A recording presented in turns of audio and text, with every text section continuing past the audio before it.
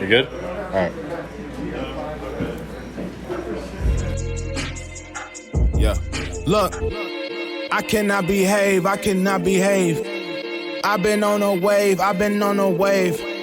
Please don't come around me trying to kill my vibe. Y'all been jumping ships while I'm out here catching tides. Thought I told y'all, security at the door and they bout to hold y'all. Carry y'all.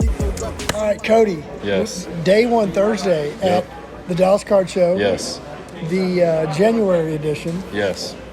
Not your first rodeo. You can't fool me. I saw it on the sign. It says Rodeo Drive. Now, see, there's an accent. Never mind. You know the layout. You know the people. Yep. You kind of know what to expect. But perhaps you're looking at the show a little differently now than you would have 2, 3, 4, 5, 6 months ago, because now you're looking to stock your own Texas Roadshow shop. So what are some of the key things you look for just off the bat when you walk into the main show floor? What are you looking to do to get for the Texas Roadshow shop? So I think it's a little different when buying for the shop than it is buying on your own, right? Like a couple things. So for one, your personal buying preferences are out the window. Yep. I'm still buying for myself here, but when I'm buying stuff specifically just for the shop, it's a lot more Dallas area guys, which I love Dallas teams, but I'm saying Dallas area guys that maybe I'm not necessarily always buying for myself that makes sense for the shop.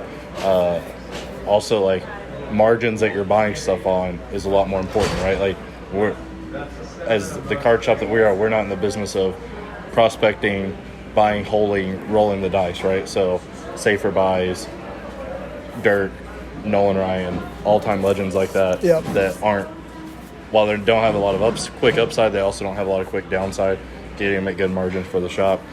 So that's kind of been a little bit of an adjustment for me. But the margins I try to buy for at the shop are kind of the same margins I try to work with on my own personal stuff as well. It's just on my own personal stuff. If I really want a card, I have the ability to go up and buy it more, where I don't have to be as conscious of what I'm paying as if I'm buying it for the shop, if that makes sense. Yeah, no, absolutely. And it's cool to hear you say that when you're buying for the shop, you kind of stick to the same kind of philosophy as buying for yourself, because I think it's important that people know that and that you're not like trying to take advantage of anybody. So at the Dallas show, like in the old days when shows would come to Dallas, you had a high inventory of local athletes. Right. Now that shows have gotten so much bigger and people are traveling from all over, do you still find a good selection of local stars and goats? Yeah, and it's funny because, like, one thing that you would see, like you said, 3, 4, 5, 6 years ago, is like you go to a Chicago show and you go to multiple tables and it would just be Bulls, Blackhawks, Cubs, White Sox. That would be all that was on. And now it's obviously got to the point where everybody has everything. And it's kind of a mixed bag based on who you like, what sports you like, stuff like that.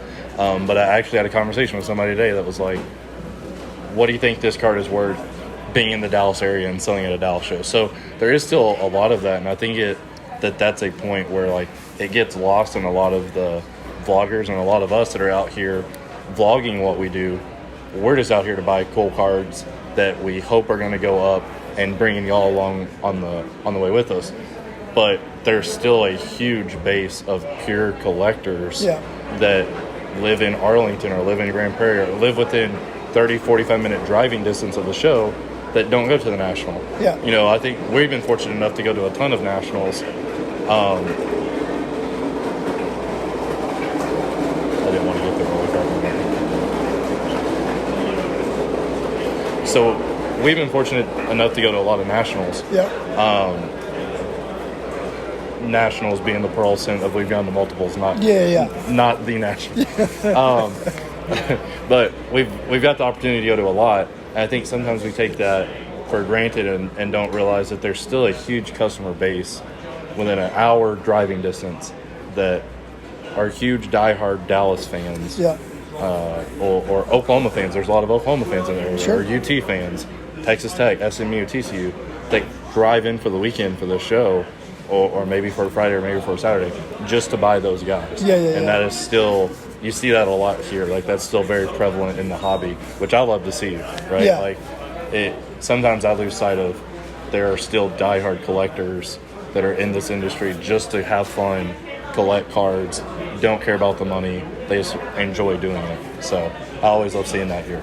So to that point, having so many regionally aggressive collectors coming in, how much of your time spent on the floor is spent educating them on the Texas Roadshow shop and when it's opening and things like that? Yeah, so I try to, basically anyone I come into contact with, I try to plug it. Obviously wearing our gear, trying to get the name out there as much as physically possible, especially at a show like the Dallas show. Connecting with other content creators that we like, Mojo, Ryan, the Card Collector 2, whoever that may be, just connecting with them.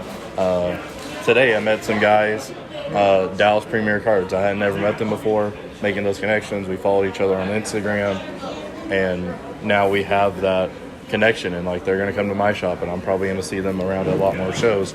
So there is a lot of that going on, and definitely trying to get the word out, especially as we're getting closer to opening, that, hey, there's a card shop coming to Mansfield, Texas. It's going to be different than anything you're used to. Be ready. And then finally, so your sweet spot, your comfort zone really is buying and selling cards, inventory, wax for the shop and for yourself. So, but you've spent the last several weeks working with city ordinances and permits and landlords and things. So can you compare and contrast those two elements of the shop stuff and then the sweet spot stuff? Yeah, so like I'll say that they're both they're both a lot of work. It's just one to me isn't work. Like you can ask my wife Bailey. I was up at 8 o'clock yesterday morning and worked literally until 8 o'clock last night getting ready for this show.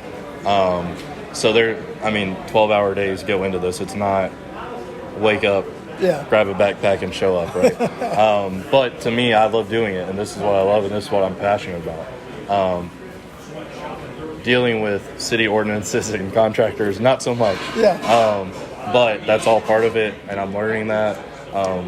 And again, I had zero experience of that coming into this roadshow experience, but I think that that's been part of the fun of this whole ride, is that now I can look back and be, when it's done, I can look back and be like, all of it was worth it, because I was able to build something so special.